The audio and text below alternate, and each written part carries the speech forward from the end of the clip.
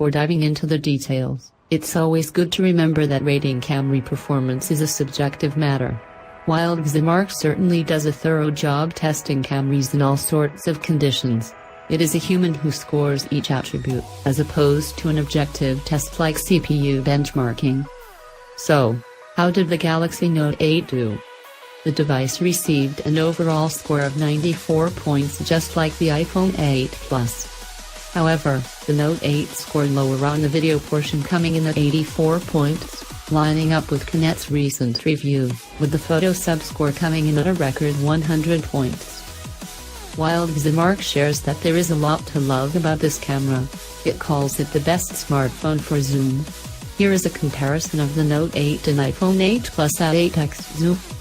Another aspect where Xmark feels the Note 8 camera shines is with bokeh effect, when it works. Xmark notes that repeatability is also a bit hit and miss, and although the bokeh effect kicks in more often when shooting static subjects, we found the effect wasn't applied on around a third of our portrait shots.